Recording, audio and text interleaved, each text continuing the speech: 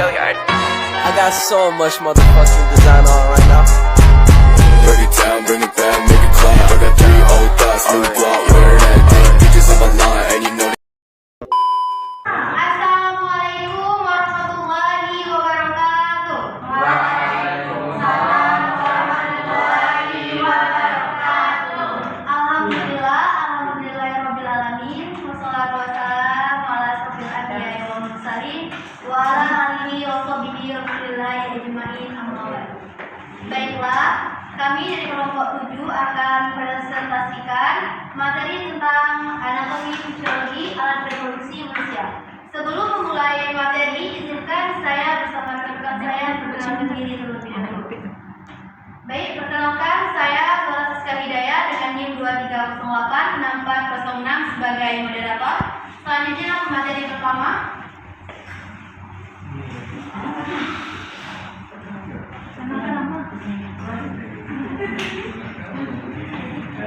Nama saya Fiatrina dengan NIM 23086150. Selanjutnya materi kedua. Baik, perkenalkan nama saya Rahmat Magia dengan NIM 230860.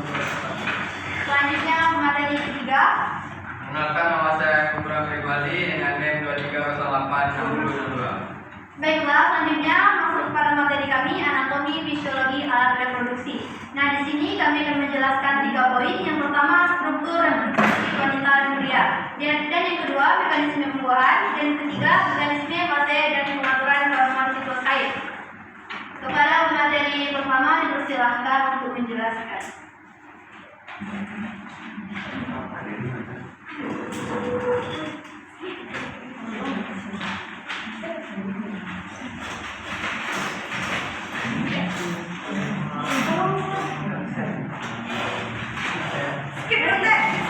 Skip.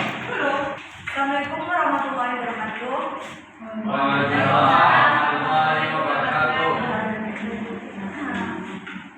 Saya akan menyampaikan materi pertama. Yang pertama, struktur reproduksi wanita dan pria. Anatomi dan fisiologi sistem reproduksi pada wanita. Secara anatomi, sistem reproduksi wanita terdiri dari genitalia eksternal dan genitalia internal. Genitalia eksternal terdiri dari mons pubis, labia mayora, labia minora, klitoris, glandula vestibularis mayor, glandula vestibularis minor. Sedangkan genitalia internal terdiri dari bagian lumen, tuba uterin, uterus, ovarus. Fisiologi sistem reproduksi pada wanita. Yang pertama, genitalia eksternal. Glandula vestibularis mayor berfungsi melubrikasikan bagian distal vagina. Glandula vestibularis minor berfungsi mengeluarkan lendir untuk melembabkan vestibulum vagina dan labium pudendum. Genitalia internal vagina sebagai organ populasi jalan lahir dan menjadi ductus excretorio darah menstruasi. Tuba uterin berfungsi membawa ovum dari ovarium ke gavum uteri dan menghasilkan spermatozoa dalam arah berlawanan dan tempat terjadinya fertilasi. Uterius sebagai tempat ovum yang telah dibuahi secara normal tertanam dan tempat normal di mana organ selanjutnya tumbuh dan mendapatkan makanan sampai bayi lahir. Selanjutnya ovarium sebagai organ ekskrorit dan endokrin disebut sebagai organ kelenjar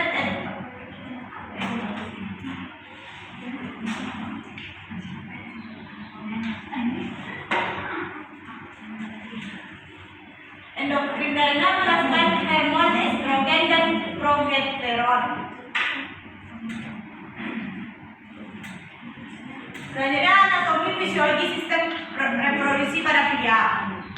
Secara anatomi, sistem reproduksi pria terdiri dari genitalia eksternal dan genitalia eksternal. Genitalia eksternal terdiri dari penis dan skrotum, sedangkan genitalia internal terdiri dari testis dan organ-organ penunjang fungsinya, yaitu epididymis, ductus deferens, vescula seminalis, ductus ejaculatorius, glandula prostatica, dan glandula bulbourethralis atau glandula Cowperry.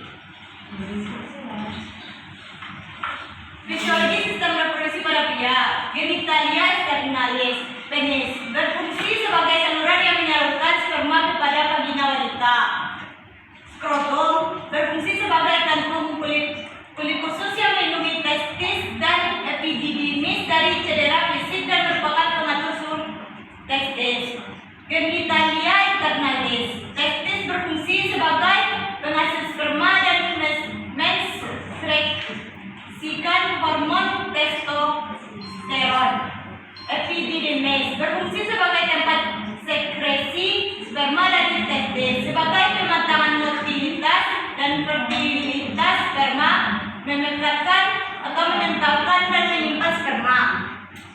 Ductus deferens atau vas deferens berfungsi sebagai pembawa spermatozoa dari epididymis ke ductus ejaculatorius dan menghasilkan cairan semen yang berfungsi untuk mendorong sperma keluar dari ductus ejaculatorius dan uretra. Vesicula seminalis berfungsi sebagai penghasil fruktosa untuk memberi nutrisi sperma yang mengeluarkan prostaglandin yang merangsang motilitas saluran reproduksi pria untuk membantu mengeluarkan sperma, menghasilkan sebagian besar cairan semen, menyediakan prekursor atau proses biologis untuk pembentukan semen. Saya kembalikan ke moderator. Baiklah, selanjutnya materi kedua yang akan disampaikan oleh rekan saya Rahmatika Temagia. Kepada Tuhan, dipersilahkan. Oke, terima kasih kepada moderator untuk memberikan kesempatan untuk menjelaskan materi selanjutnya. Langsung saja, 2 mekanisme pembuahan. Satu, pengertian fertilisasi. Perlu kita ketahui fertilisasi adalah proses peleburan spermatozoa dan sel telur yang meliputi inti atau genom dan sitoplasma. Fertilisasi juga mempunyai pengertian suatu proses penyatuan atau fungsi dari 2 sel gamet yang berbeda, yaitu sel gamet jantan dan betina, yang akan membentuk zigot yang mengandung satu sel. Secara embriologi, fertilisasi merupakan pemasukan faktor-faktor hereditas penjantan ke ovum dan melibatkan penggabungan sitoplasma dan bahan nukleus atau telomere 1985. Lanjut. Oke. Demikian materi penjelasan saya. Saya kembali kepada moderator. Baiklah, selanjutnya materi ketiga yang akan disampaikan oleh rekan saya Lutron. Pada Lutron, dipersilahkan. Baiklah, saya akan menyampaikan materi mekanisme fase dan pengaturan hormonal siklosaid.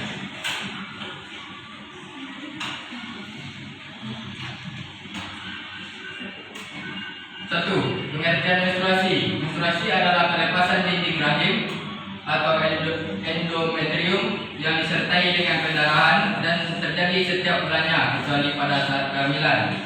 Menstruasi yang terjadi setiap bulan secara terus-menerus disebut siklus menstruasi. Menstruasi biasanya terjadi pada usia 11 tahun dan berlangsung hingga menopause sekitar usia 45 sampai 55 tahun.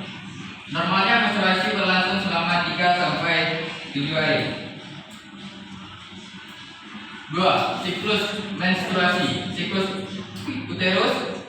uterus berupa pertumbuhan dan pengelupasan bagian dalam uterus endometrium. Pada akhir fase menstruasi, endometrium mulai tumbuh kembali dan memasuki fase proliferasi.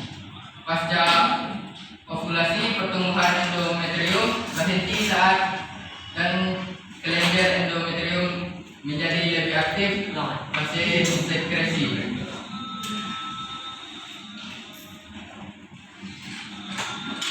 Setiap satu siklus menstruasi terdapat 4 fase perubahan yang terjadi dalam uterus. Fase ini merupakan hasil kerja sama dan sangat koordinasi antara hipofisis anterior, ovarium, dan uterus. Fase-fase tersebut adalah: yang pertama, fase menstruasi atau deskumulasi. Fase ini bisa disebut endometrium terlepas dari dinding uterus dan disertai perdarahan dan lapisan yang masih utuh, hanya sindrom Wales. Fase ini berlangsung selama 3-4 hari. Yang kedua, fase post menstruasi. Fase ini terjadi luka endometrium yang terjadi akibat pelepasan endometrium secara berangsur-angsur sembuh dan ditutup kembali oleh selaput lendir baru yang tumbuh dari sel-sel epithelial kelenjar endometrium. Yang ketiga, fase intermenstruum atau stadium proliferasi.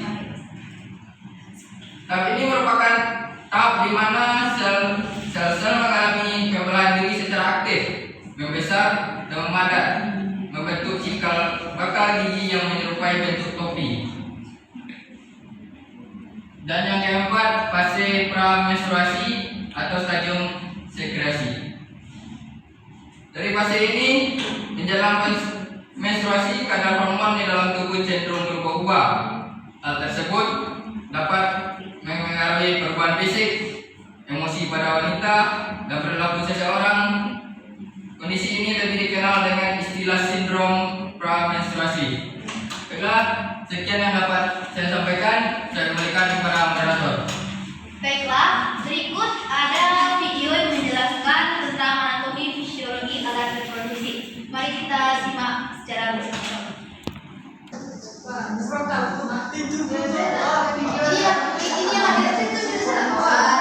Ini yang terjadi pada laki-laki yang berbulan.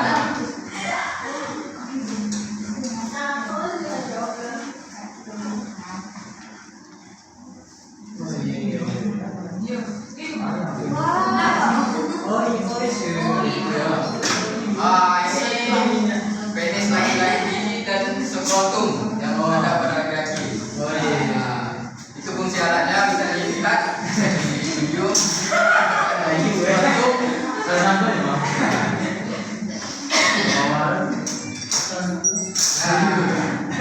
Ini testis.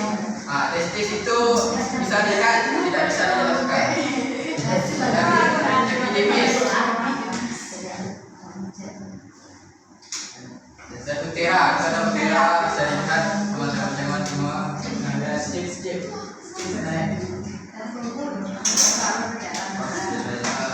Sama utera tadi.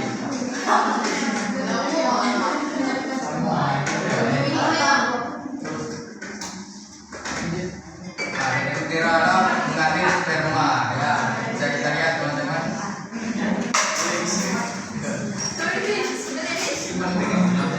Nah, itu tatapannya itu letak kantong sperma pada laki-laki.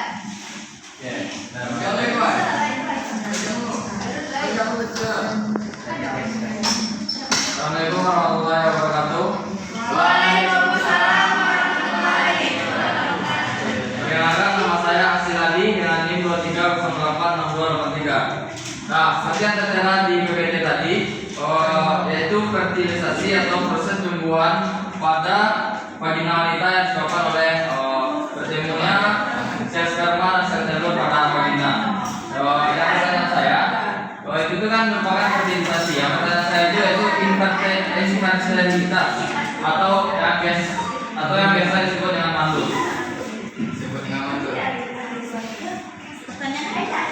Nah, jadi bagaimana atau apa penyebab dari mandul tersebut?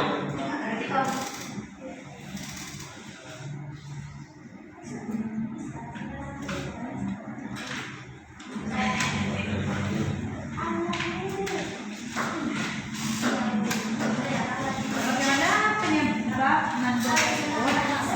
Bisa terjadi pada wanita dan pria.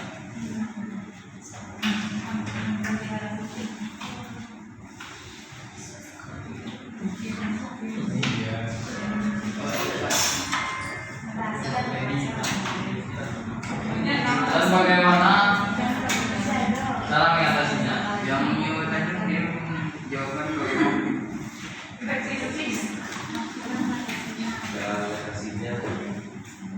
baiklah, terima kasih. Assalamualaikum warahmatullahi wabarakatuh. Baik, terima kasih kepada Silali. Selanjutnya pada Mustaqim dipersilahkan. Juga perkenalkan, saya Mustaqim Fauzi dengan NIM 23086071. Pertanyaan saya ialah bagaimana faktor-faktor eksternal dan internal dapat mempengaruhi mekanisme pembuahan? Bagaimana faktor-faktor eksternal dan internal dapat mempengaruhi mekanisme pembuahan? Terima kasih.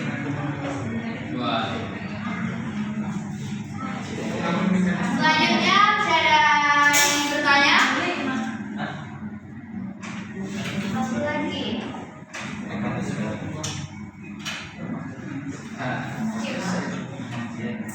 Enggak. Sudah jadi pertanyaan.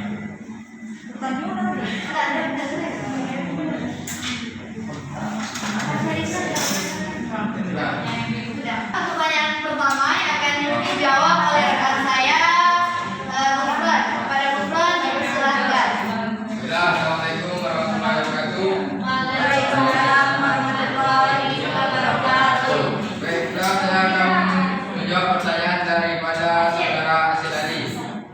Pada pria, yang pertama kualitas sperma rendah, jumlah motilitas atau morfologi sperma yang tidak normal dapat menyebabkan kualitas dalam tumbuhan. Yang kedua, gangguan hormonal, ketidakseimbangan hormon seperti kadar testosteron yang rendah dapat mempengaruhi produksi sperma. Yang ketiga, infeksi atau peradangan. Infeksi pada saluran reproduksi pria dapat merusak sperma atau menghalangi jalannya. Yang keempat, varikokel, pelebaran pembuluh darah di sekitar testis atau varikokel dapat mempengaruhi produksi sperma. Yang kelima, trauma atau cedera pada testis atau saluran reproduksi dapat berdampak pada fungsi sperma. Dan pada wanita, yang pertama, gangguan ovulasi, ketidakseimbangan hormon atau gangguan ovulasi dapat menyebabkan proses pembuahan. Yang kedua, endometriosis, suatu kondisi di mana jaringan yang biasanya melapisi rahim tubuh di luar rahim dapat mempengaruhi kesuburan. Dan yang ketiga, penyumbatan saluran tuba. Saluran tuba yang tersumbat atau rusak dapat mencegah pertemuan sperma dan sel telur. 4. Kondisi rahim, fibroid atau kelainan bentuk rahim dapat mempengaruhi keberhasilan kehamilan. Dan yang kelima, gangguan hormonal, ketidakseimbangan hormon seperti sindrom ovarium polikistik atau PCOS dapat mempengaruhi kesuburan. Faktor gaya hidup seperti stres, merokok, konsumsi alkohol, dan kelebihan berat badan juga dapat berkontribusi pada masalah kesuburan. natural pada pria maupun wanita. Jika pasangan mengalami kesulitan hamil, sebaiknya berkonsultasi dengan profesional kesehatan untuk evaluasi dan bimbingan lanjut untuk bayi tabung. Apakah saya berikan pada Amir Tahu? Baik, terima kasih kepada Muflon. Bagaimana dengan hasil? Apakah puas dengan jawaban dari rekan saya? Sangat puas. Ya, dan di kampung juga. Baik, selanjutnya pertanyaan kedua yang akan dijawab oleh Yata Gia. Pada Yata dipersilahkan. Baik, terima kasih kepada moderator. Ini semua teman-teman, saya akan menjawab pertanyaan dari teman kita Mustaqim yang menjadi pertanyaannya, bagaimana faktor-faktor eksternal dan internal dapat mempengaruhi mekanisme pembuahan? Di sini faktor-faktor eksternal dan internal dapat mempengaruhi mekanisme pembuahan pada tingkat sel dan organisme. Faktor eksternal melibatkan lingkungan di sekitar sel, telur, dan sperma seperti pH, suhu, dan keberadaan zat kimia tertentu. Faktor internal melibatkan kondisi dalam tubuh seperti keseimbangan hormon dan kesehatan umum dan reproduksi. Ketidakseimbangan dalam faktor-faktor ini dapat mempengaruhi pergerakan sperma, kemampuan sel telur untuk ditembus, dan keseluruhan proses pembuahan. Demikian. Berikan kepada moderator. Materi ini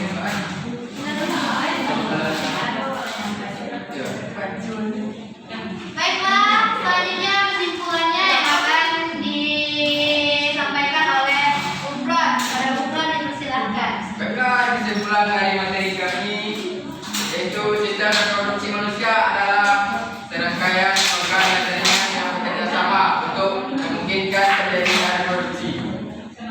Pada pria, sistem reproduksi terdiri dari testis, saluran reproduksi, dan organ pendukung lainnya. Sementara pada wanita, sistem reproduksi meliputi ovarium, saluran reproduksi, dan uterus. Kesimpulannya, sistem reproduksi manusia kompleks dan penting dalam mempertahankan kelangsungan hidup spesies manusia. Jadi intinya